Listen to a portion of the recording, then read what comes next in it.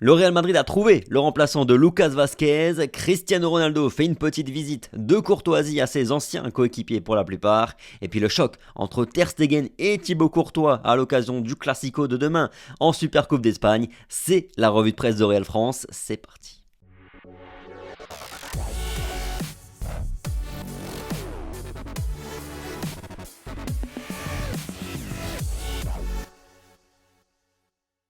Bonjour à tous, j'espère que vous allez bien, ravi de vous retrouver aujourd'hui pour cette nouvelle revue de presse à la veille de la Supercoupe d'Espagne. On attaque sans plus tarder, comme d'hab, par les unes des deux quotidiens madrilènes, Marca et AS. L'autre, Vinicius entre en scène à la une de Marca, en évoquant Vinicius Tobias. Le jeune brésilien est dans les plans de l'équipe première, il est l'alternative à droite pour faire face à la blessure de Lucas Vazquez qui sera absent, vous le savez, un mois et demi environ.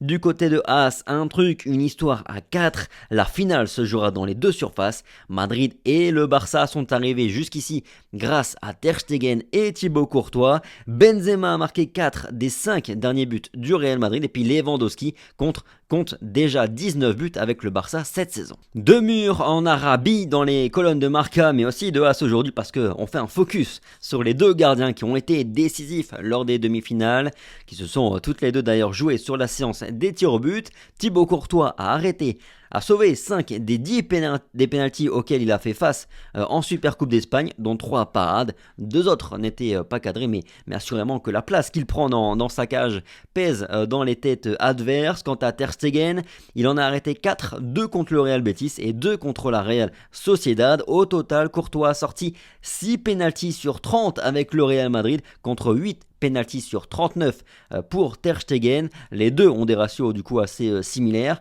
Pour Courtois, j'ai pas fouillé, mais à mon avis, ses statistiques doivent être surtout excellentes dernièrement parce qu'on se souvient que quand il est arrivé à Madrid, il excellait pas du tout dans l'exercice. Un frein pour Benzema dans Marca, toujours avec Araujo en illustration. Le défenseur uruguayen fait énormément de bien en Barça depuis son retour de blessure et il sera l'arme anti-Benzema selon le quotidien madrilène. As nous dit aussi qu'il pourrait être décalé sur le côté droit, afin de neutraliser Vinicius Junior. Pas mal de doutes donc sur le 11 de Xavi à la veille de ce Classico. On pense aussi qu'il pourrait aligner son trio d'Espagnols au milieu de terrain, Gabi, Pedri et Busquets, plus De Jong sur le côté gauche afin de densifier son milieu de terrain et d'avoir plus de maîtrise contre le Real Madrid.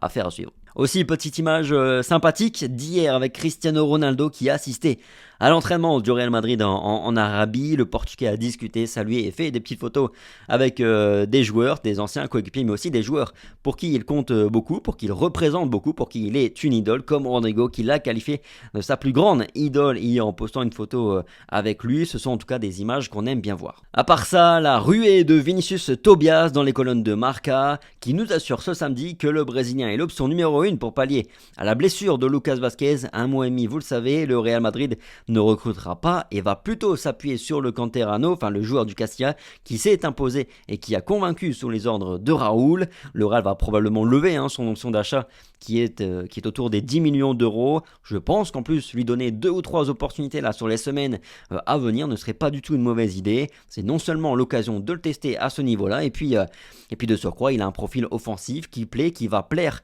à Madrid. On veut des latéraux qui sont capables d'apporter offensivement quelque chose. Pour finir, le Real Madrid connaît sa route pour le mondial des clubs, du moins à peu près. Le Real Madrid jouera sa demi-finale le 8 février prochain contre un adversaire encore inconnu.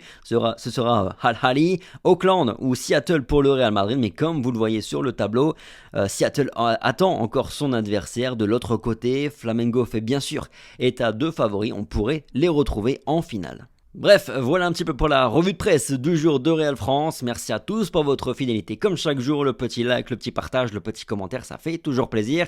Sur ce, passez une bonne journée, puis on se retrouve très vite sur Real France. Allez, ciao.